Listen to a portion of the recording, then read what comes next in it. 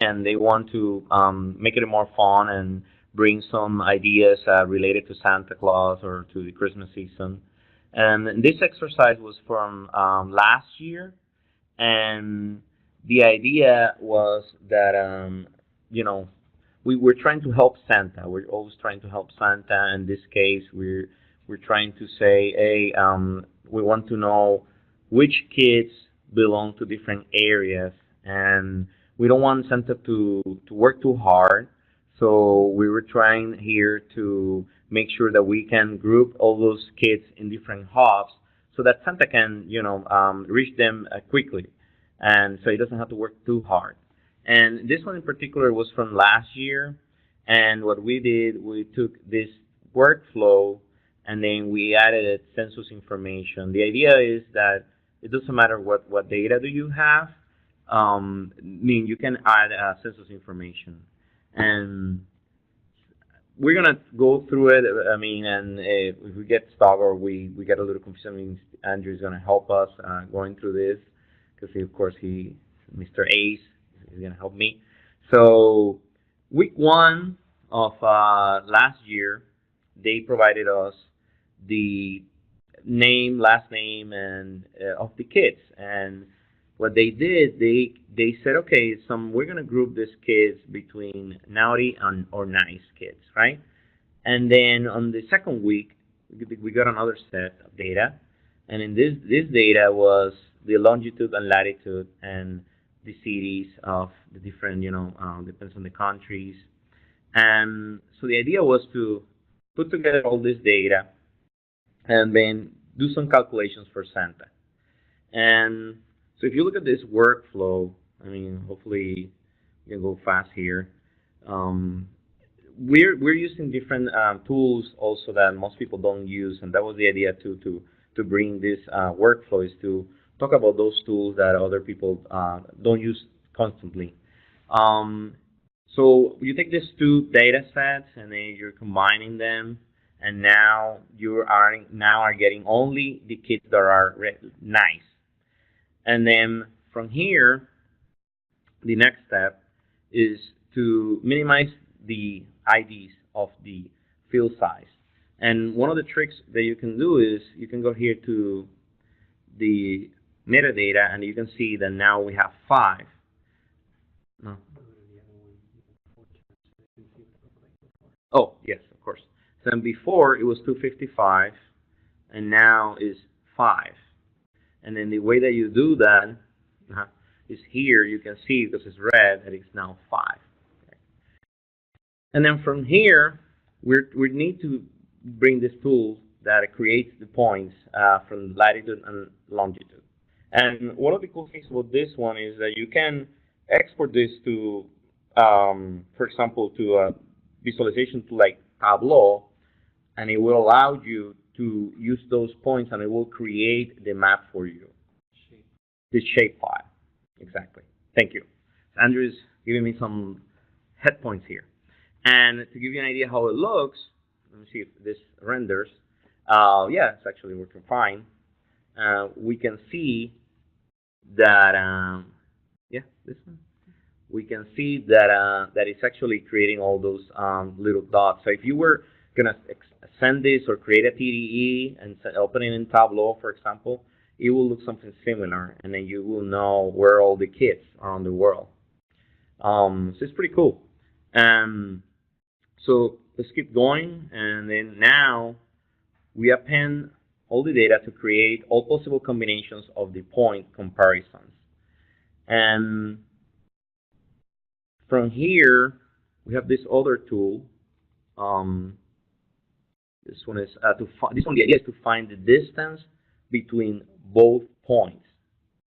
And then now doing this, we can create different hubs, right? And different areas where now, I mean, we know where all the kids. Let's see if we can render this one too. Give you an idea. That should look the same. Huh? Does it look the same? Okay.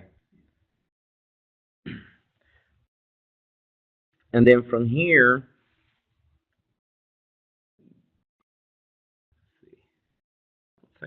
From here, we remove the same point comparison of the distance. So we don't want Santa to work too hard. So we want it to keep it up to 250 miles, right? So and then from here, so this is how we do that by using this calculation, and then we now know, what are the ones that are 250 miles. Santa, you mean the reindeer? You know the reindeer are the ones hauling all this. Yes, exactly. That's our next tool. And then here in the next one, this is a macro, and Andrew is going to tell you a little bit about this macro, right? So let's go ahead and open it, and we can dive in there and see how this functions. All the way down. So if you're ever looking at a workflow and trying to determine if it's a macro, you can see it in the bottom right-hand corner if you have that enabled. And also looking at it from this viewpoint, you can see what it's actually doing inside. So within this workflow, what we're doing is we are concatenating all of the matches that meet that criteria of under 250 miles. And then we're matching those individuals with a hub. So by doing that, then Santa can understand when he goes to pick up at that specific hub, then he has all of these different destinations that he needs to go to.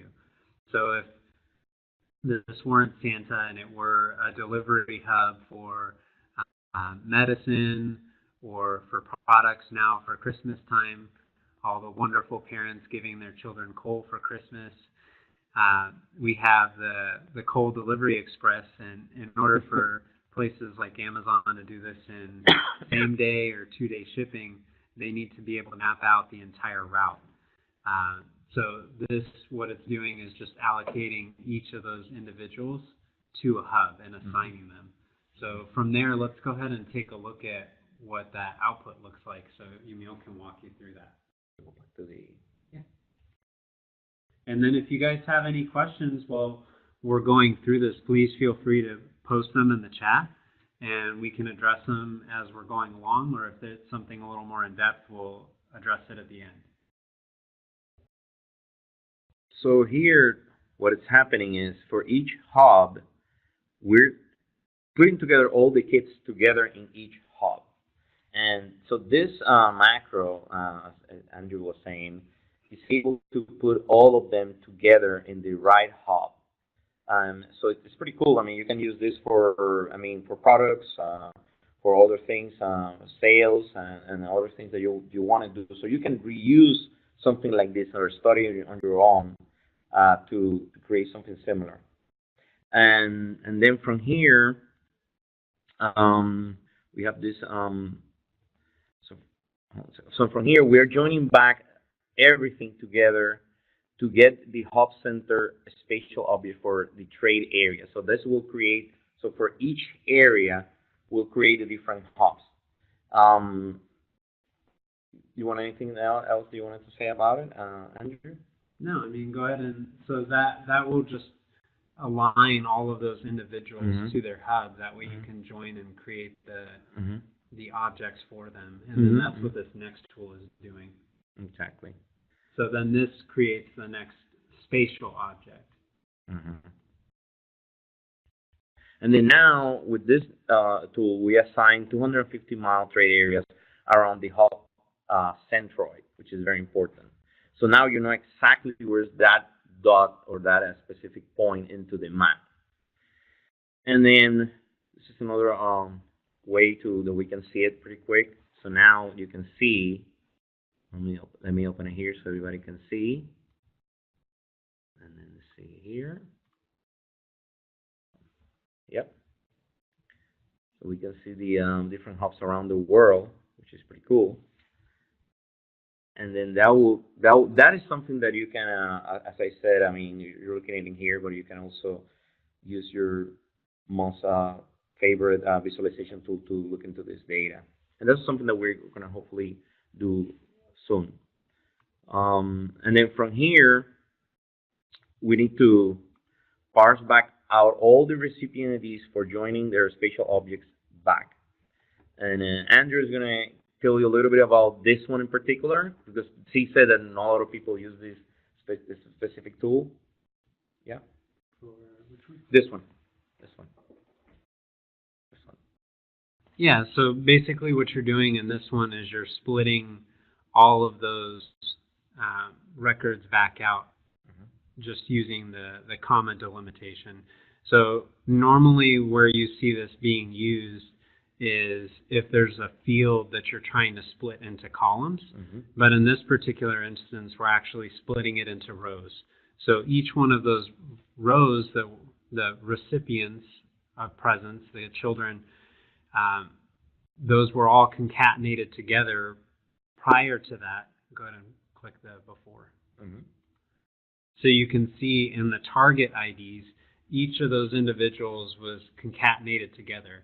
And then after that, you can see that they're broken apart as individual people. So then this would allow you to search for a given recipient or product. That way you could identify them individually instead of as a collective. And again, that's by using the text-to-column tools, but then this particular section with the split to rows instead of the normal configuration, which is split to columns. Exactly. And then from here, we're just drawing back all the original points to get the recipient a special object. And the idea here, which is very interesting, is that now we can know, hey, all of this here are the ones that we don't want, that we don't want to reach. So they're going to be out of the 250 miles.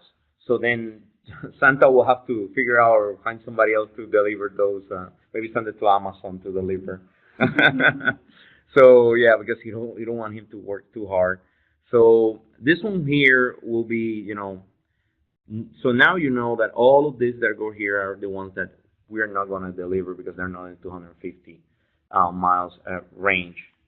And then, but now we have to combine all of those for the output.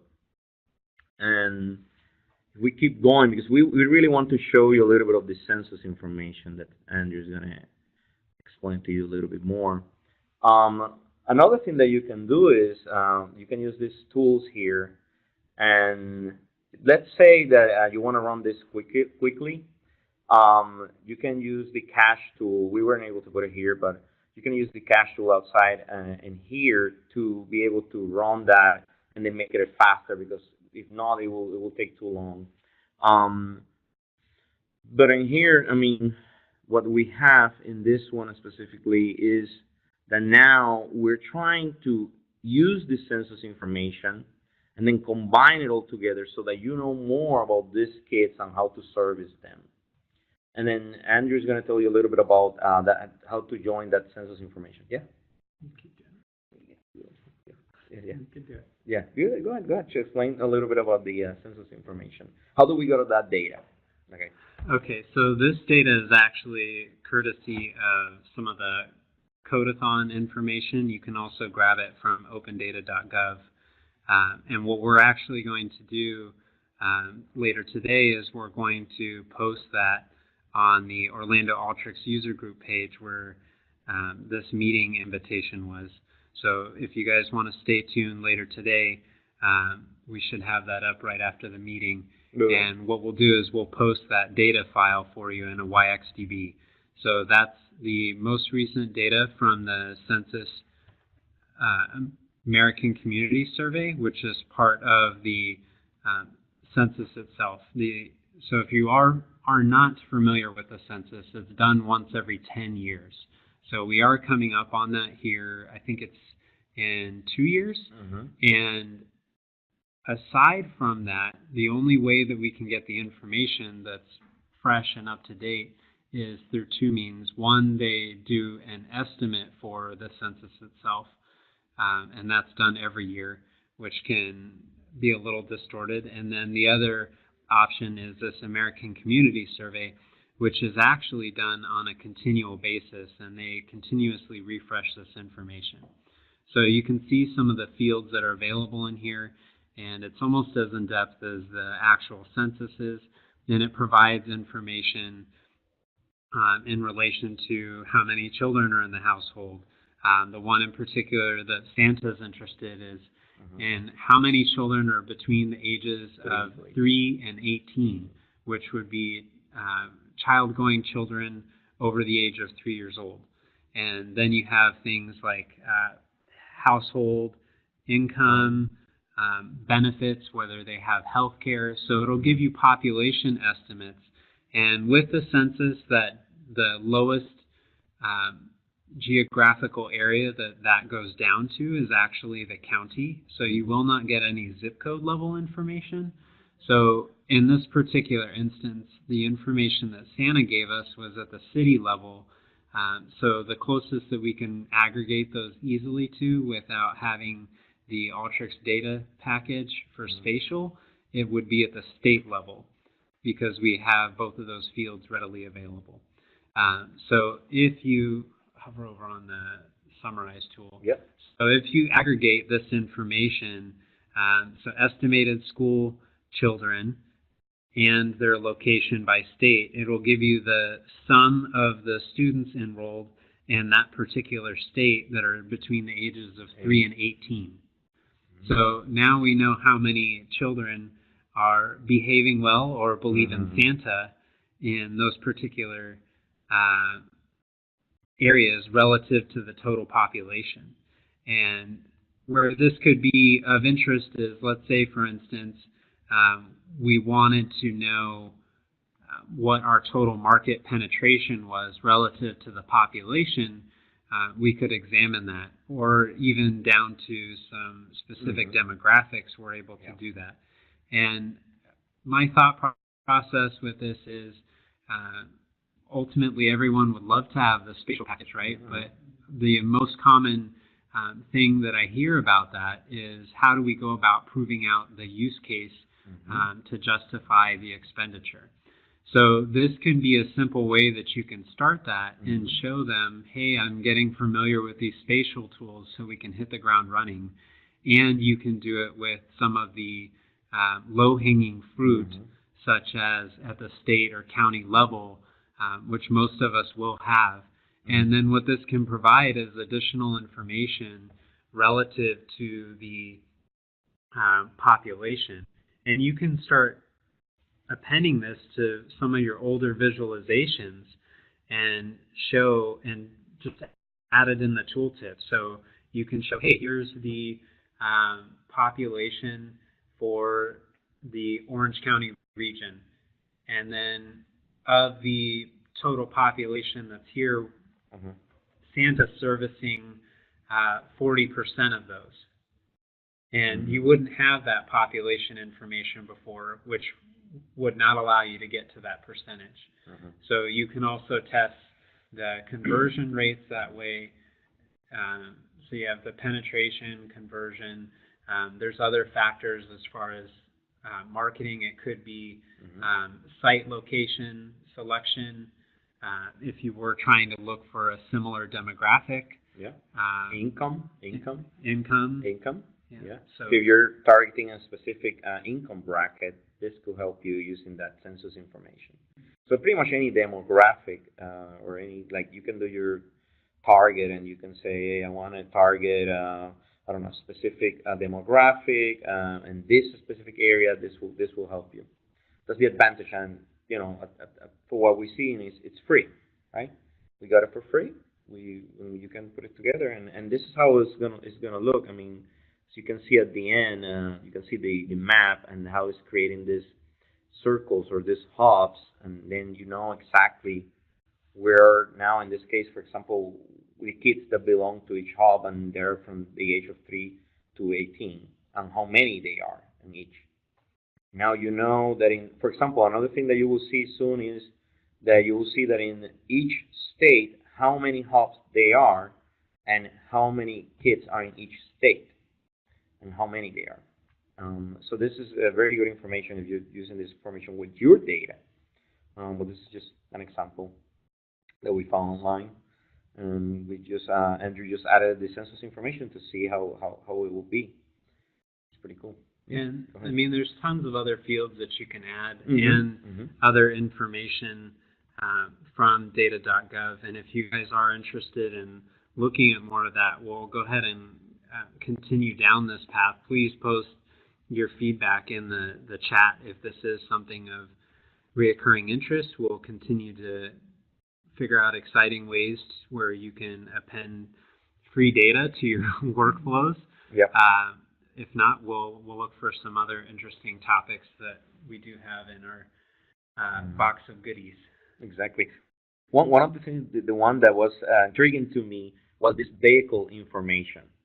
So if you're a dealer, or if you're selling parts of cars, or maybe something related to cars, or you need to know because of your data that people can get to your location or your stores, then you can use this estimated vehicle available by household. You can use this for something. I mean, you can make some calculations, forecasting. So that was pretty interesting to me that it was providing this type of data. Yeah. And then just a quick note, if you are planning on outputting some of these fields from the spatial tools, you will need to output it to a spatial file, which is going to be, the most common one is literally just a shape file. So that's SHP, and that's an Esri file. And literally you can import that into most visualization tools, including Tableau and Tableau you can, yes. ArcGIS. There's tons of other ones available. So there's even some other spatial files on there, but this one's the most commonly accepted one. Yep. Yeah. Do you want to open the? You can go back to the. So Bruce, great question. If you don't have the spatial package, you don't need to worry about that. You can still save a spatial file. So Bruce, which visualization platform are you using? Tableau? Okay. So Bruce is using Tableau. Why don't we go ahead and show you how that would look in Tableau if you were to import it? So it's this one, right? Yeah. So you should literally just be able to click on this shape file. So select the program, and the first time you will need to default it to Tableau. Yep. So go ahead and click Tableau. Yeah. And who knows what version this will open in? I think it will open in 10.3 or 10.4. I have. Oh, wow. 9. Why is 9? Oh, my goodness. What is doing that? This is actually a good note. You do need the most, I believe it is the most recent version of Tableau, which is 11.4, to open this. Wait. So can we open it in 10.4, 10.3? Is that possible? Yeah, I think didn't you open it in 10.3? Yeah, you opened it. Yeah, but I don't know why it doesn't like it. Let's open it, and I'm gonna do something. Yeah, because we did this yesterday and was able to open it, so it's a little strange. That's very true, Bruce. I think Yamil's been pretty bad, so he hasn't gotten an upgrade to Tableau. No. Since 9.0. No, I have it here. I have 10.4. Yeah, so let's go ahead and open 10.4 and then take a look at that, because I really do feel that this part is important. Even if you are just working within Alteryx, you should have a good understanding of how that's going to look and what they need for a spatial file to build it out in a visualization tool. Okay. Open that it's open in 10.4.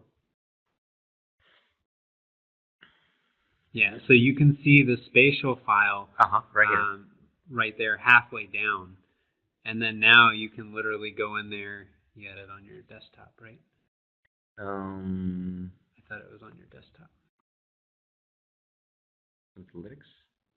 Yeah. Spatial file. Yeah. That's it. Yeah, so it's going to look a little different in here when you open it.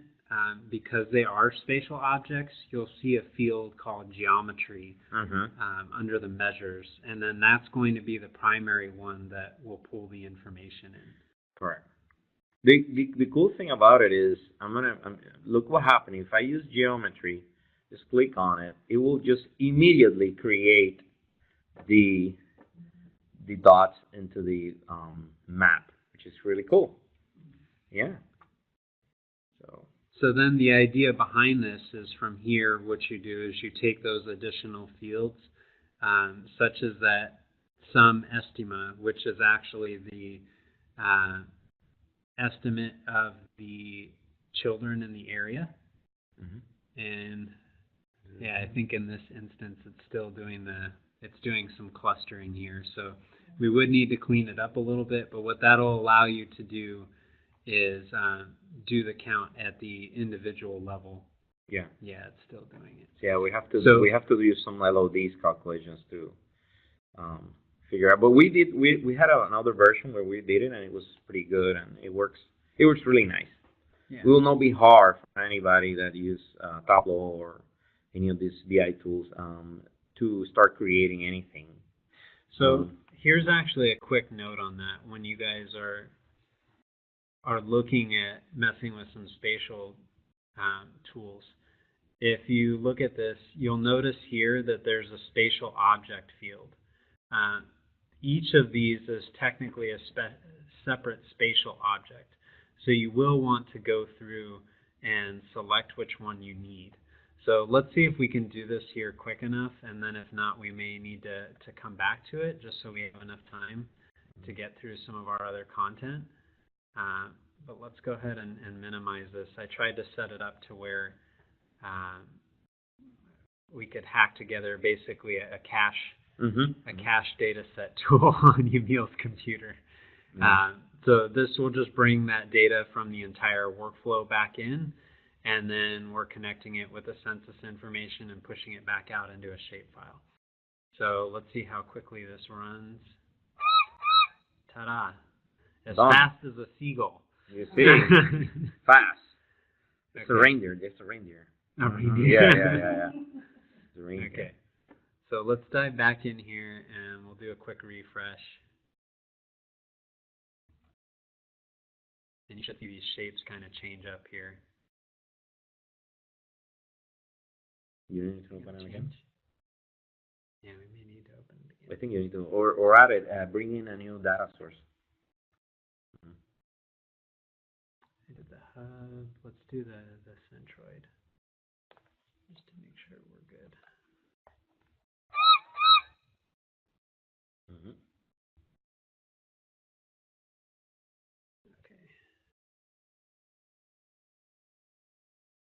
Okay. Yep. There we go. Cool. So these are the individual hubs with those students in there, or sorry, not students. Well, they are students because they're between the ages of 3 and 18. Yeah, they are students. But then this will show you the hubs as the spatial field.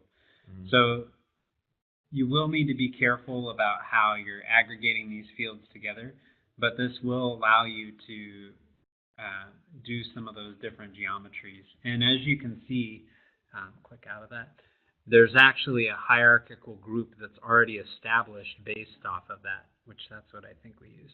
Pull that off. Not that one, the collection. And then do city state. City state. Yeah. Yep. So now you can still see those objects in there, and then now they're individually identified. So then if you put the sum estima on there, then now it should identify it at the individual level. Yep. Correct. So this does give you an idea of how quickly you are able to come up with solutions. And I mean, we even stumbled through it a little bit. So that gives you an idea of what this is capable of. And you do have different options available with the spatial objects themselves. Correct. So did you guys have any more questions on this, or we can post this dashboard on there? Yeah. We have another dashboard that we created yesterday. It looks a lot nicer, right? And it have a lot of other calculations, and we're gonna post it later on. have some technical difficulties to bring it in here, but I mean, what we did it already, so it looks nicer. And that one, you can see what is cool about it is it with the census information, it allows you to do all the calculations. So you can do saying, okay, how many kids from this age are on this hub? And then what we discovered is, for example, in California, we found some that they didn't have too many kids, right? Others that have a lot of kids, and that was pretty interesting, I think. And then you can keep creating more and more and more calculations because we started with like one or two, and then we have like five or six, I think. Yeah. Yeah. So because then you can find other things that you can keep calculating thanks to that census information. And we only added an age. So just imagine if you start adding other things from the census to this information. Yeah. And literally all that information can go in the tooltip. So you don't have to assume that this is going to clutter your dashboard itself. These are just extra tidbits of information that you can append in there. All right. Okay. So now let's go ahead and we're going to cut over to back to some PowerPoint. Okay, I have to give you back to you, Yeah, or you can it should pull it back. Okay, cool. Yeah. Any question? No. Well, actually, I did notice that there, in the first map visualization that you had, there was a little bit of differentiation in color. And I didn't know if that had to do anything with kind of population density for each one of the hubs. I think so. Okay. Yeah, so yes. We had a question where there was a question about the colors that were in the visualization maps. Some of those are actually the difference between the hub and the individual recipients. Okay. So those points are mapped. Okay.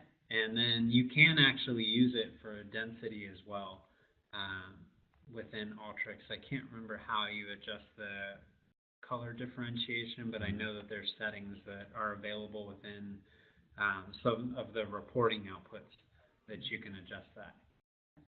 So, of course, now that Santa's got some awesome visual analytics tools, then he's got a new bag and a shiny jacket, and of course his phone. I'm going to show her so she can. Yeah. So let's talk about some tips and tricks that we actually have from the new, what is this, the Dos Equis Santa? Dos Equis, yeah. Right, I think that's yeah. So this is actually one that this is really cool. Yeah. I found out the other day. It's a little tough to see in this, but what I wanted to do is give you a GIF so it can go through it a few times. If you go into the options menu within Alteryx and you go to settings, then this window will pop up under Canvas. And I don't know if you're a little OCD like I am, but I hate how the little lines are a mess sometimes, and they can kind of be scattered all over the place. So the default is actually an auto bevel. And if you notice in this GIF, what it's doing is it's going in and adjusting those. So it'll go from being the nice curved lines, and then you can do a straight path, or you can also do the perpendicular lines. What if we take the Santalytics? Would you change it there and people can see it? Yeah. Yeah, that's a good idea, right? Let me give me back the control, and then I'll show them. Yeah, so Yamil was really excited about this one. Yeah, I really like it. I think it's great. So instead of having these curved lines, right? So I go to options. And then user settings. User settings. And then edit user settings. Edit user settings. And Canvas. Canvas. And then you're going to edit the connection settings type. Connection settings types. Okay. So drag it over to the side so they can kind of see it there. Okay. And then change it. So the perpendicular is actually my favorite, so it keeps it So look at the lines. It looks like the old pipes works. Apply. Did it change?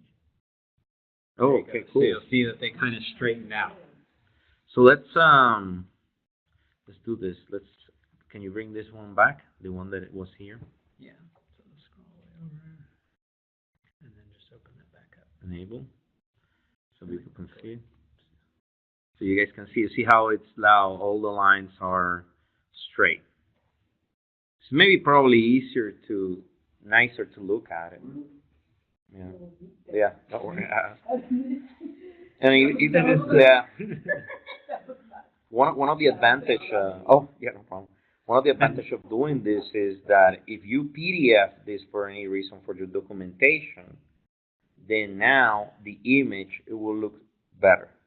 Or if you're showing this for a presentation in front of some of your executives, it's always nice when they're looking for something to pick at, and at least the visual aspect looks beautiful too. So then they're like, man, this is amazing. I don't have anything to say. Like I can tell where everything's going. It looks beautiful. And if they still don't understand, you tell them that Mario Brothers is wrong here, jumping from here to here. So then there's actually one more option available if you are looking for some other connections. Mm-hmm. Go all the way back in there. Okay. So, in the options? Yeah. User settings, edit user settings, canvas,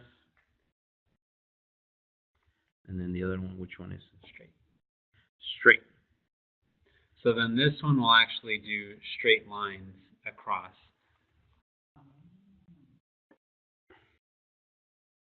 Okay. So this one's almost more like a neural network type setup. And this can be useful in particular instances if you're doing a lot of workflows where you have the containers, and then you're just joining those containers together. If everything's fairly minimalized, then this can help you map it together easier. Yep. Really cool.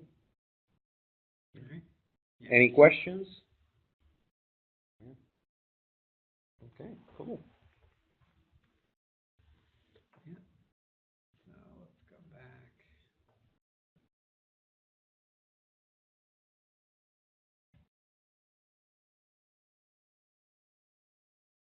So we've actually got one more tip for you guys, and this one was already posted on the community. You can find it by searching for avoiding record split on a page break. And this sounds like a crazy problem, but it's really just a simple annoying one. We have had in the past issues where you're outputting text or comments, product descriptions, or even feedback.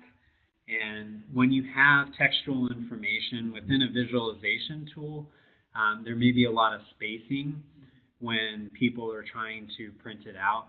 And to avoid printing out a lot of blank space or having those unpleasant gaps, we actually brought that back into Alteryx, and then we were able to eliminate the spacing. However, there is another issue within Alteryx, which actually is within Tableau as well. Yeah, Tableau. And what you'll find is when you go and print out some of these things, you'll actually experience a split comment or page break. So it'll cut it in half at the very end of the page. Correct. And I worked with someone from Alteryx. A big shout out to Dan Chapman for helping me figure this out. So in this particular workflow, what we're going through and doing, and this is posted on the community already underneath this page.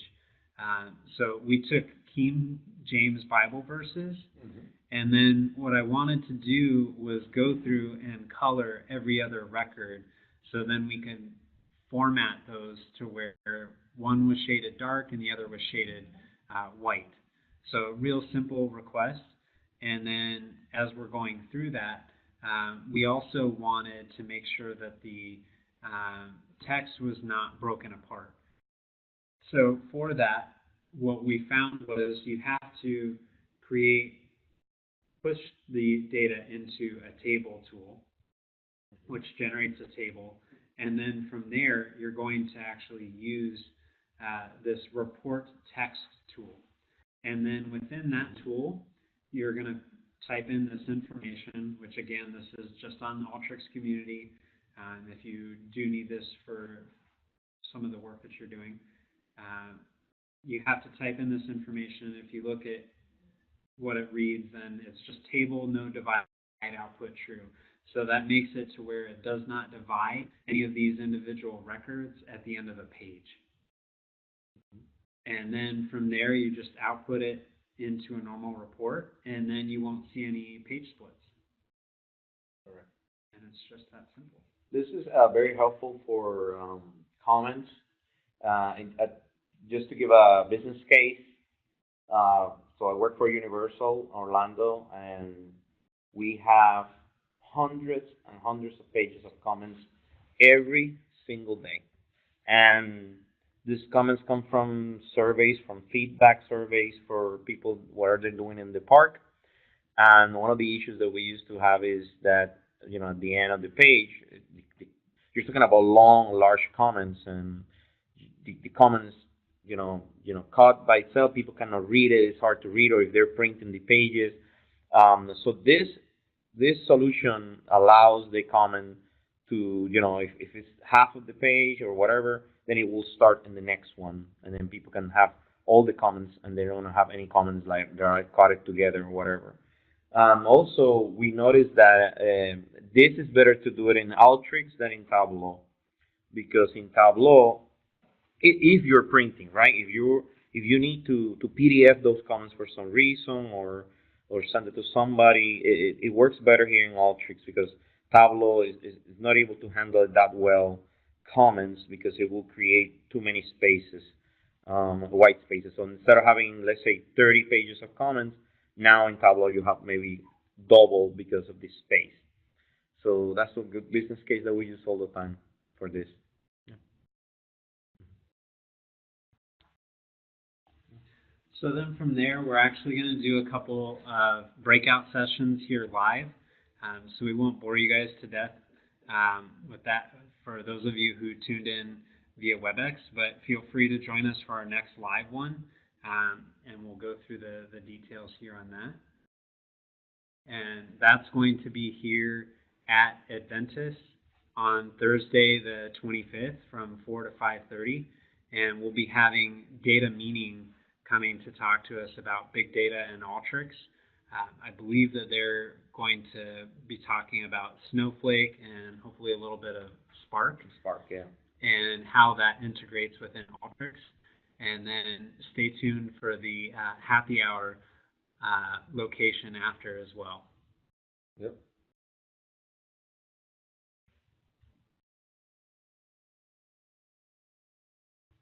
Check the chat. Oh, yeah. So let me check the chat real quick, see if anybody... And then if you guys have any questions, please feel free to post them. And then thank you, Bruce. We'll be happy to take those now. And then please, if you think of anything after, please, we like to keep the conversation going. So go ahead and post that to the community page as well for the Alteryx user group. And we'll go ahead and I'll post that here in the chat real quick. You're going to have that breakout session to give them that? Yeah, we'll do that here with us. Okay. We can go through that. I mean, you don't want to send it to them? Maybe they want to look at it. Yeah, so let's go ahead and we'll go to the community page real quick, and I'll post that in there so you guys know where to go for both the user groups. So if ever you're going to look for them, it's user groups in the community, and then you just go to the US.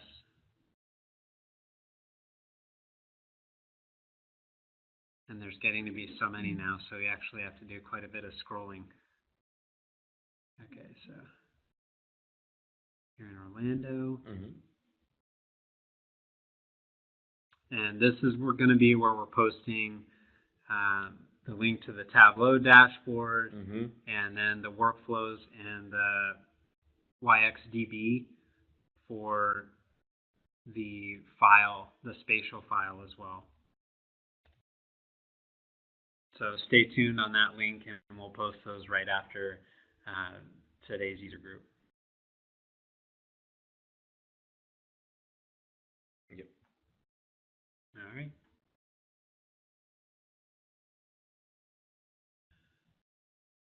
Thank you, guys. Have a good one. Thank you very much.